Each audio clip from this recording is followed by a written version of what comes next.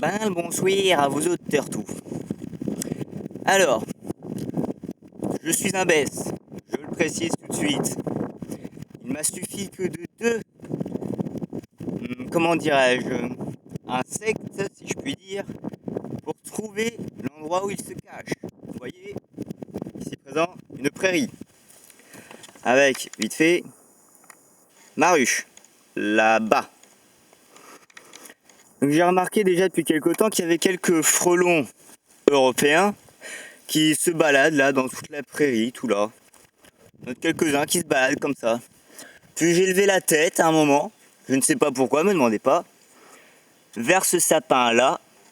Et puis je sais pas si vous allez voir sur la vidéo, mais moi je vois des allers-retours. Donc j'ai regardé un peu, j'ai jeté des coups d'œil par-ci par-là.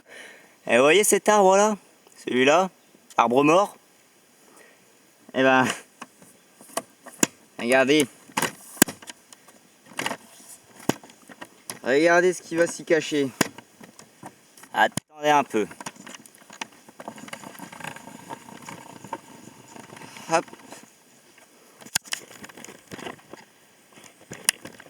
Préparez-vous. Très difficile à voir à l'œil nu. Hein. Ils sont quand même sacrément hauts, les petits bourricots.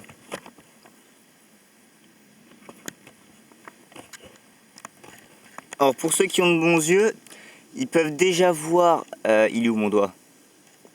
Là. Au bout de mon doigt, là. Quelque chose de plus ou moins blanc-gris. Enfin, marron. Là, on voit un peu mieux. Il est où mon doigt? Ah, là, au bout de mon doigt. Regardez ça. Alors, attendez.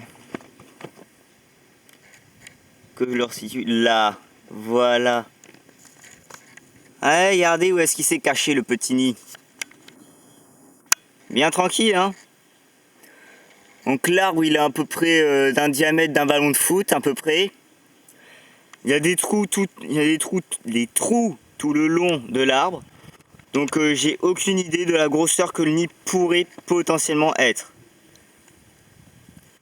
Du diamètre d'un ballon de foot, après niveau hauteur, je sais pas du tout. Donc il rentre par par l'ouverture que vous voyez sur l'écran là où c'est un petit peu bouché, mais aussi par la petite ornière là, vous voyez? Regardez. Là. Vous voyez ça? Il rentre par là aussi. Donc des frelons européens. Vespa crabo ou crabro, un truc comme ça. Je me souviens jamais s'il y a s'il y a s'il y a deux R ou non. Donc voilà, donc joli petit nid. Enfin, même si je connais pas la taille réelle, joli nid. Joli nid. Mais attention, le meilleur. Attendez un peu. Que je redresse tout ça, je reviens. Patientez 2 secondes. Joli nid à côté de ma ruche. À côté de mes abeilles. Sachez que c'est extrêmement rare quand les frelons européens attaquent les abeilles. Ils attaquent quasiment jamais les abeilles dans leur ruche, à même la colonie. Ils en chopent de temps en temps à l'extérieur quand ils ont un coup de bol énorme. Et là, je ne sais pas si vous allez remarquer. Hop. Attendez. Là. Alors le temps que ça arrive à la ruche, j'avais lu, je sais plus où, que les frelons européens, quand ils étaient à 7-10 mètres d'un nid, d'une colonie d'abeilles, protégeaient cette colonie des attaques de frelons asiatiques. Et comme vous pouvez le constater, si je ne m'abuse, si vous en voyez un, vous me le dites, sinon là, il n'y a que des abeilles. Je n'ai encore pas vu d'attaque de frelons asiatiques. Encore 0 attaque, alors qu'on est presque mi-septembre. On est entre le 15 et 20 septembre par là. Donc, tout cela me porte à penser, à croire, que les frelons européens défendent pour de vrai les colonies d'abeilles. Ils les défendent pas réellement, mais vu que les Européens et les Asiatiques se mènent la guerre constamment, tous les deux ils s'aiment pas dès qu'il y en a un qui est entre guillemets sur le territoire de l'autre, et c'est hop, direct, attends j'arrive, je te tue. Donc donc tout me fait penser que mes abeilles ne sont pas attaquées parce que, hop, c'est par là, à environ 20-30 mètres à peu près du sol, et à peu près 20-30 mètres du sol il y a le nid, et il est à peu près à 10 mètres de ma ruche. Donc tout cela me porte à croire que mes abeilles ne sont pas attaquées grâce à eux. Donc voilà. Et en début de vidéo, j'ai dit que j'étais un pro, the best, tout ça. Parce que les nids de frelons asiatiques, européens, excusez-moi, j'ai limite un don pour les trouver. Entre 5, 10, 15 nids par an que je trouve. Des Européens, je parle bien.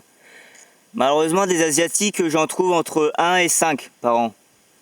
Et à chaque fois, ils sont à peu près à hauteur d'homme. Dans les arbres, j'en trouve jamais, ça m'énerve. Ça nous aiderait bien si on pouvait les shooter aussi dans les arbres. Donc voilà, donc tout ça pour dire que il y a un nid de frelons européens à environ 10, je suis gentil, 10-20 mètres de ma ruche. Donc tout cela me porte à croire que ce que j'ai lu dans... Enfin, je sais plus où, ce que j'ai lu, ce que j'ai entendu, que les frelons européens mènent la guerre aux Asiatiques, c'est pour cela que les Asiatiques n'attaquent pas les ruches, quand il y a un nid d'Européens juste à côté. Parce que pour le moment, je ne suis pas embêté par les Asiatiques. Et vu que c'est ma première ruche, je dois vous avouer, je suis assez content. Et vu les allers-retours que vous voyez, ça doit quand même être un beau nid encore en pleine forme, hein. Enfin, voilà. Donc, petite vidéo pour vous montrer le nid de frelons européen, pour plus ou moins prouver que les Européens défendent, entre guillemets, les abeilles. Et c'est tout. Donc je vous dis à la prochaine pour une nouvelle vidéo.